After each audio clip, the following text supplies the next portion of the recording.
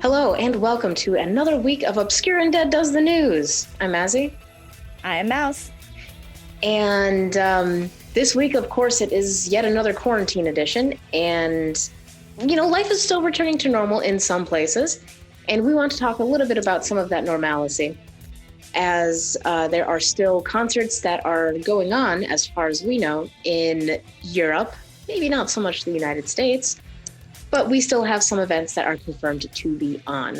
So, as far as festivals go, there is a Treffen called Prague Gothic Treffen, and that is still on this year. They have the 15th Treffen that's supposed to happen in the Czech Republic.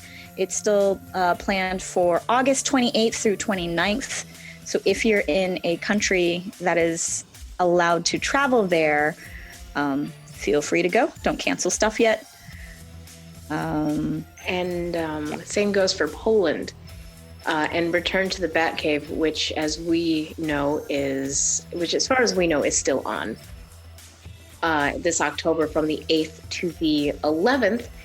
But these are just concerts that, have been established since the beginning of the year. There might potentially be even more as venues try to figure out what to do to operate within, pandemic guidelines. There is a piece of news about Morris Bastei. Morris Bastei is a venue location in Leipzig, Germany, where Wave Gothic Treffen takes place every year. And everybody who goes to Treffen is familiar with this venue. They are currently doing a crowdfunding to turn their upstairs outdoor area into an open air venue so that they can keep doing events outside. They want to build a stage, pay artists, do some extra hygiene measures. So we will drop a link for that, but go check it out. Yeah, I believe that's the crowdfunding is going on for another, it looks like 15 days? Weeks or so. Yeah. So by the time this comes out, you probably got some time.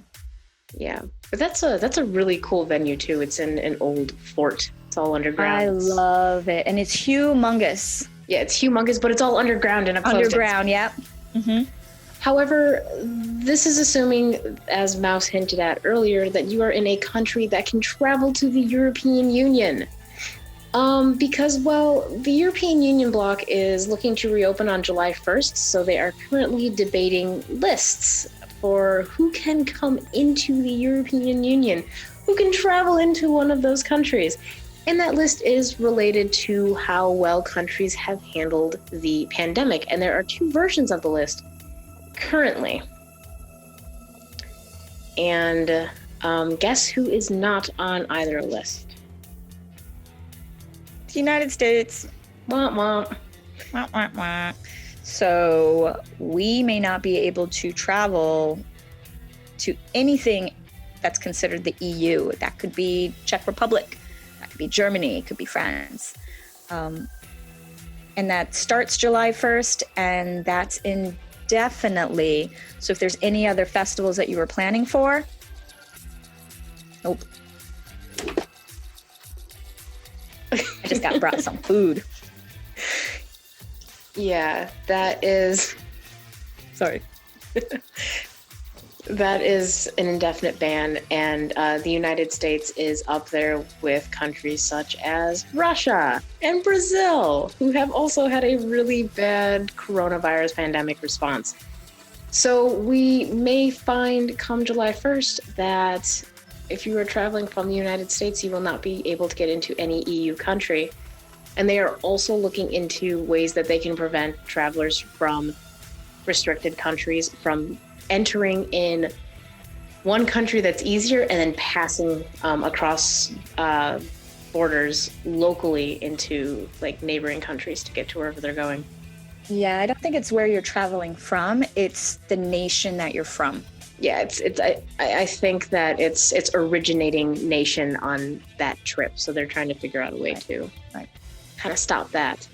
We're all stuck here together. We're all stuck in this country together forever.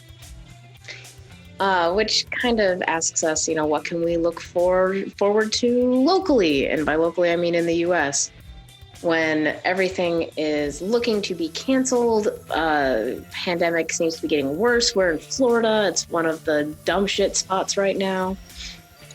And we think that there have been some recent experiments with what can be done that hold a lot of promise. One of them is drive-in concerts. V&V Nation just did one in Hamburg on July 21st. And they did a drive-in concert, and people like rolled up, hung out in their cars, honked their horns, sat on the roofs of their cars, and basically tuned into the concert via like FM radio. It looks like so much fun. And they were also shining their lights, because V&V Nation played a song called Shine, so they were like flashing their lights. And then when the song would end, they would like honk their horns. That's adorable. Yeah, I think that might be a viable solution. They're not the first band to do a drive-in concert, and they might not be the last. Mm-hmm. And another thing that we've seen as far as concerts is online concerts. I'm sure everybody has caught a live stream of some clip show at some point. But last week we mentioned there was a impromptu She Passed Away concert. It was a ticketed event where you would purchase a ticket, you would download an app, and you would get a code, and then you'd watch the video. Unfortunately, the way that it was set up, the concert was largely pirated because ultimately it was housed on YouTube, and anybody can get through YouTube's protection. So it was, I guess it was like a private link, and it got passed around, and apparently only 1 in 3 viewers purchased a ticket to see the She Passed Away show. So it didn't really work out for the band, which is sad because we should be supporting bands. But at the same time, I'm hoping that bands will try to think about how the public works and, get their technology working, and also try to think of like some sort of incentive to allow fans to want to purchase a ticket. Like maybe we get a download code for an unreleased track or something if we actually purchase a ticket. Something like that. Or access to like a VIP session for like an AMA or something, or an FAQ like that. Yeah, or you get a keychain, and it kind of sucks that we've reached this point where you have to give people incentive to buy a ticket. People have always needed incentives. I know one of the biggest criticisms that I saw of this, because people seem to be very one way or the other on this ticket issue, where, like, yes, this is good because it supports the bands, and then other people are saying like, no, everything else has been free, and they would have made more money if they had just opened it up to donations. But we think it's cool that they even tried it all. Yeah. It just needs to be better. Yeah, I mean, it's experimentation. Not everything works. We'll see what bands come up with. I know that they have a lot of creativity. They have a lot of ingenuity. We'll all figure out something together, because at least in the United States, this isn't looking to go away anytime soon. In some news unrelated to COVID, we have 2 deaths that we would like to acknowledge this week. And I believe that both were from cancer. So the first is Herve de Wallenberg, which is from the band Wallenberg. We found out about this through Manic Depression Records. Who wrote a really nice obituary. Yeah, they said, as some people already know, Herve de Wallenberg died yesterday of cancer. Not only was he a pillar of the French cold wave scene, dragging his band Wallenberg since the 80s, but also an important figure in the history of the creation and evolution of manic depression. He was also one of my best friends, of my oldest friends, from that joyful and carefree early manic depression era. One of the kindest men I've ever known, passionate, generous, courageous, sometimes in his world, but always caring to others, which is really sweet. So he passed away, I think, on the 22nd. Mm-hmm. Yeah. So if you'd like, go look up their music. If you want to learn more about, the formative cold wave, go listen to Wallenberg. And then the other death, it's not music related, but it's definitely someone who has created a few things near and dear to Goth's hearts. Joel Schumacher, who directed and was responsible for The Lost Boys. passed away this week as well. He's also infamously remembered for nipples on the bat suit, which Batman Forever and I mean, that movie Batman and Robin had some pretty cool day glow moments. Come on. He also did 8mm, which I really loved, and the number 23, which was that Jim Carrey movie where he was like a serious actor. That's Jim Carrey's best movie. I haven't seen either of those. But I mean, if you're talking about like dark, grisly Jim Carrey, that's where you would find it in that movie, Okay. The Number 23. Okay.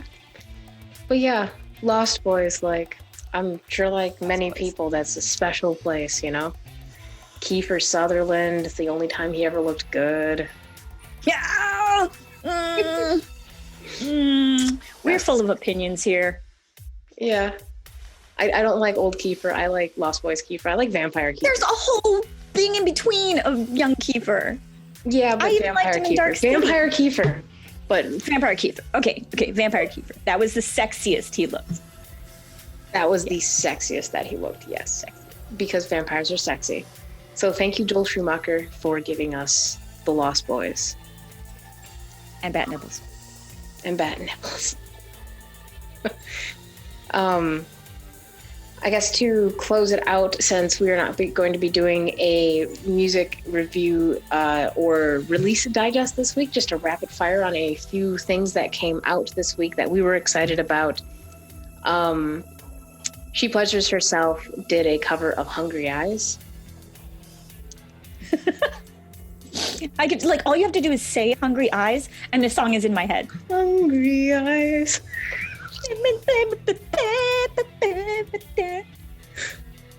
Yeah. So that's my mention. Geometric Vision came out with their new single Slow Emotion. Oh, slow emotion? Yeah. I just thought they spelled slow wrong. Like SLOWE motion. Oh, it's Slow Emotion. I get it now. I assume so. I don't think they misspelled slow motion, but that's another really great single, and that's a super cool Geometric Vision single. I really liked it. And the music video was rad. Music video was rad. Other shit that came out this week that I was excited about. There is a new album by This Is the Bridge, which is more on the Cold Wave side, but it's an actual album. It's not just one song. It's not just remixes. It's not just remastered stuff from the 90s, like everything on Bandcamp. Like everything on Bandcamp. Somebody actually put out an album. Go check it out. This is the Bridge. It's not a single track album. Nope. Nice. Yeah, that's been something that Mousy and I have been complaining about lately, is that either genre tags have slowed to a trickle, or we're looking at like single track releases, and we're kind of itching for some more full track releases. Or you'll get a message saying that a band has uploaded content on Bandcamp, and then you find out it's just like a new button you can get. I'm like, buttons are great. Merch is great. But, oh my God. Every band is like, hey, I still exist. I put a sticker up on Bandcamp. Hey, that's something that's totally relevant, and maybe we can go into that in detail, that like bands need to stay relevant any way that they can right now. But that is not a topic for today. We would like to thank you for tuning in and for joining us. Rather than read our Patreon list, we're just going to scroll it up across the screen. Thank you to everyone who donates to us on a monthly basis. You're all amazing. Check out our radio live stream, which you'll be able to just sort of watch retroactively, but you can catch that Wednesday nights live on our YouTube and Twitch channels at about 9:30. So, follow us to catch when that goes on. And check us out on Facebook, Twitch, Instagram. YouTube. That's where we are. What, Mouse? YouTube. We are on YouTube. Check us out here. It's great. We almost have 1,500 followers. Yes, and we're going to be putting out an announcement for that. When we hit 1,500, we're going to be doing an Ask Me Anything live stream, but more info on that later. But check out our other content and come by on a Friday night and check out our Obscure Undead virtual club, which is a lot of fun.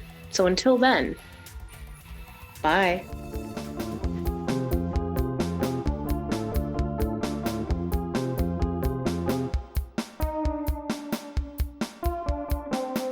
This